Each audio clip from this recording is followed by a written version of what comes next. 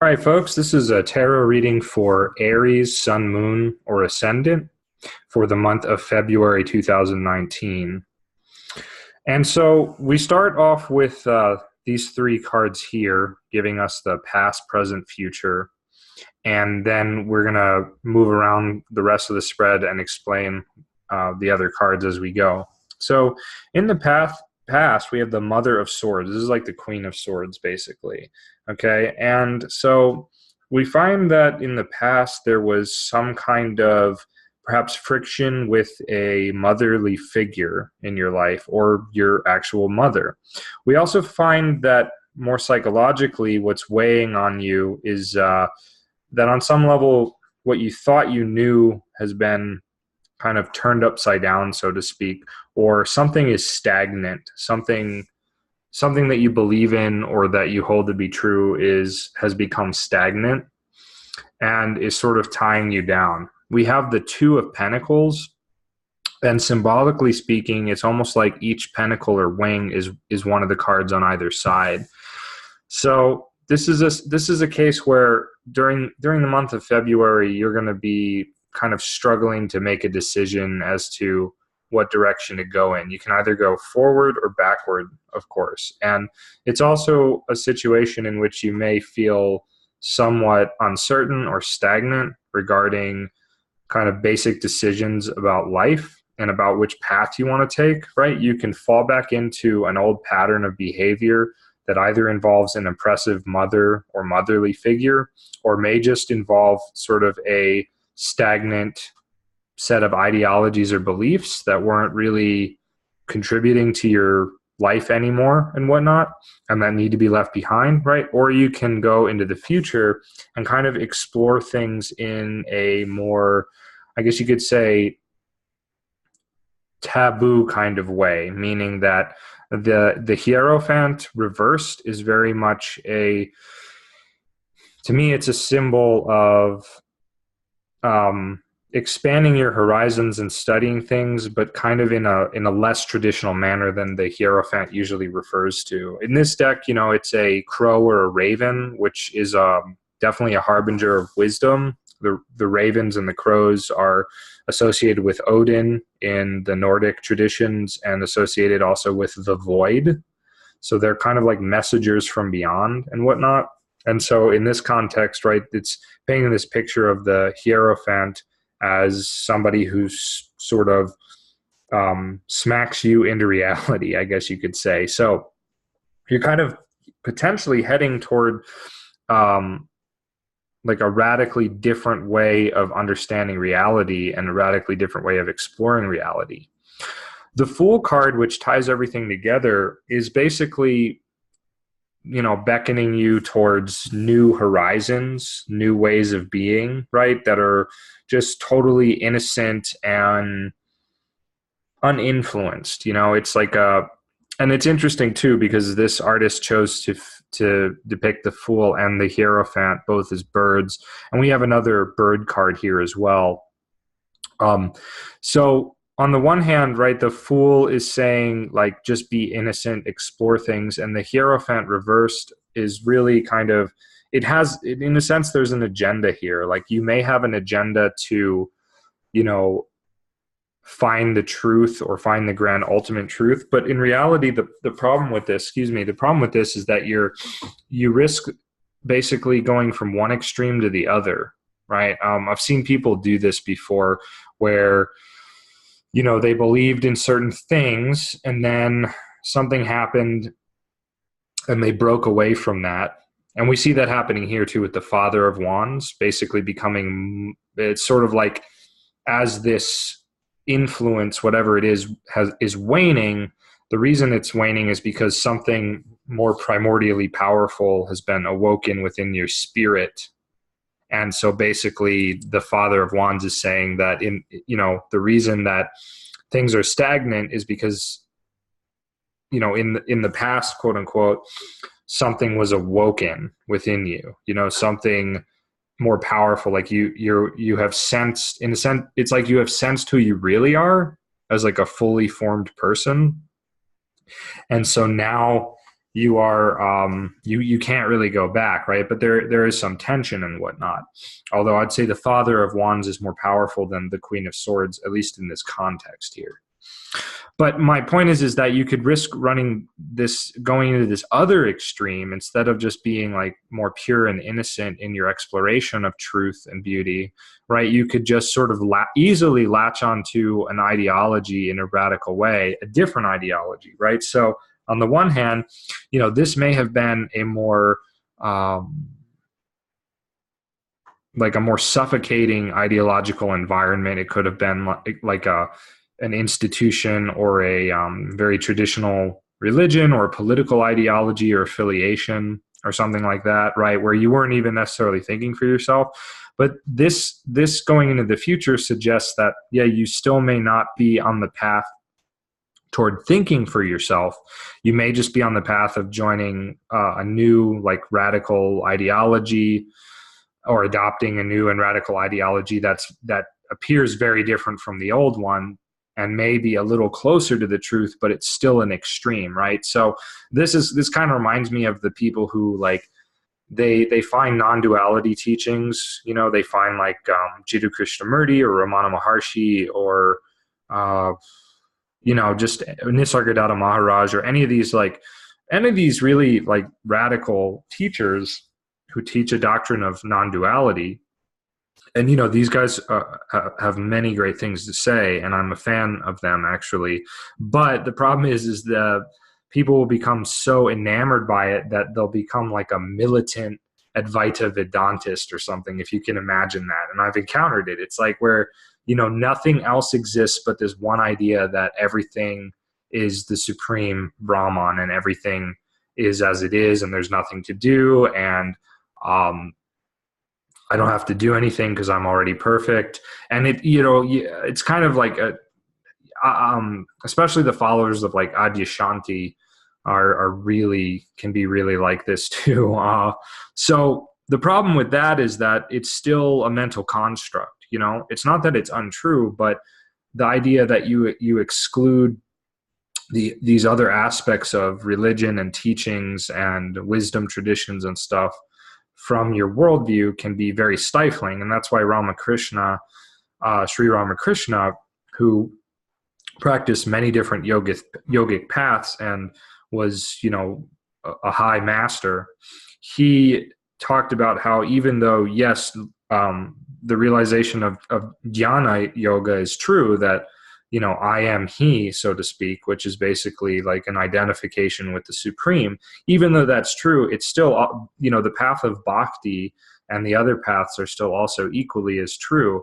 They're, true Advaita doesn't exclude, that is, true non-duality doesn't exclude, the worship of God in as a symbol, as a form. So, God as the Mother Kali, for example, who Ramakrishna worshipped, So I would basically, I'm trying to caution you to head into like extremist kind of territory from, being in kind of a more passive ideological territory to just being kind of like, just becoming an extremist on the opposite end. And the advice card, the Son of Swords, which is like the Knight of Swords, seems to suggest something similar to what I'm saying, and aligns very well with the Fool, because the Son of Swords still has the spirit of inquiry in a way that basically allows him to be unattached, right? To soar above things, right? The Hierophant brings, as the raven here, brings a definite message. Okay, it brings a definite message. But the Son of Swords is kind of an energy that's willing to explore things without becoming too attached. At least in this context, it is, where it's the advice card, right? The Son of Swords is also facing this Six of Cups, which basically means, honor the past, honor the roots of things, and honor the beauty that lives in multiplicity, right? There's many colors. These roots go off in many different directions. It's not a singularity like we sometimes imagine it to be, right? Like culture and religions and all that stuff, they blend together and and they form something unique. But there's no like sharp, like people think, oh, Judaism, Christianity, Islam, they're completely different religions, when in fact they're all following the same lineage. They're all Abrahamic faiths, and they actually have a ton more in common, and there's a lot more intersections than there are differences, despite what some people may think because of a lot of bigotry and ignorance. So, but yeah, this card here is in the, it's in the present position. And so to me, what that's saying is that basically below the surface of your maybe indecisiveness or uncertainty about which direction to go to, feeling caught between two extremes, is kind of like a sense of just really wanting to connect very deeply to something authentic. So that's really what you're searching for this month. You want to connect to something deeply, deeply authentic, and that is deeply fulfilling and harmonious and whatnot, and fulfills you at a more profound level than just the sheer intellectual and even individual levels, right? You want to be connected to something deeper. And as this butterfly, right, you're not sure quite where to land. You don't quite know where to land. I think that, the tarot is pointing to, land where the fool is, basically, right? Land in the space of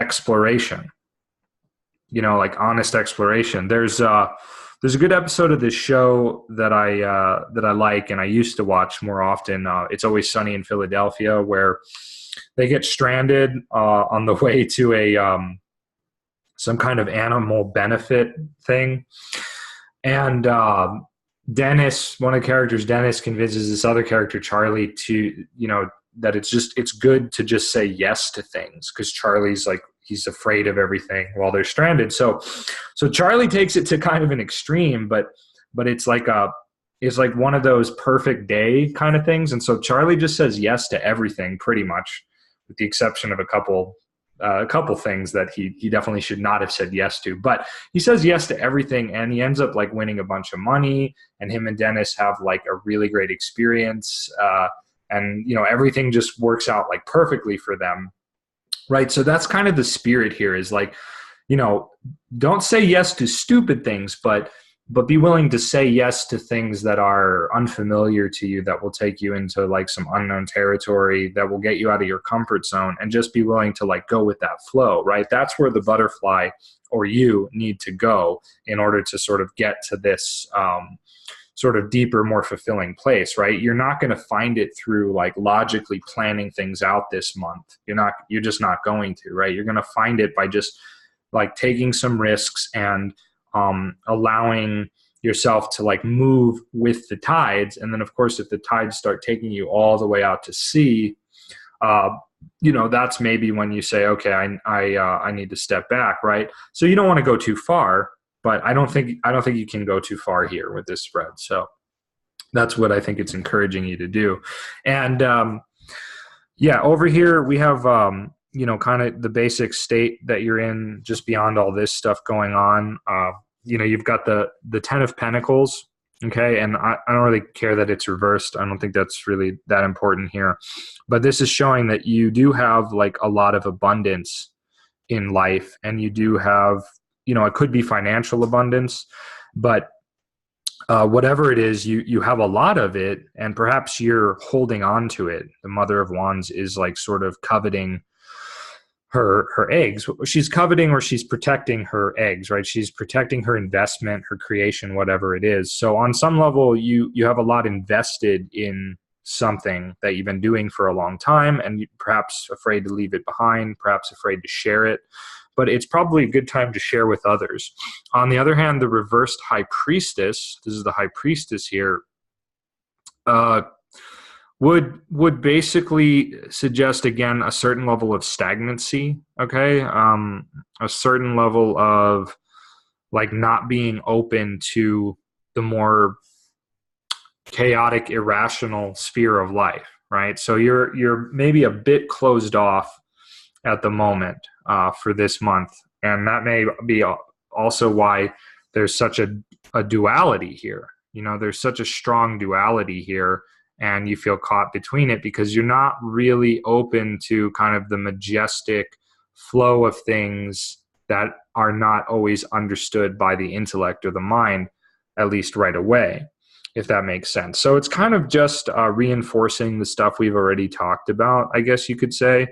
And, I think this inability to move and this inability to just like be open to a different way of looking at things, of receiving information and wisdom and so on, right, is perhaps something that could be somewhat stifling for you this month. So I definitely recommend, you have the potential here to, on some level, you've realized who you really are, but you're still kind of stuck in a phase of protecting what you perceive to be yours, maybe a little too cautiously. You may even be guarding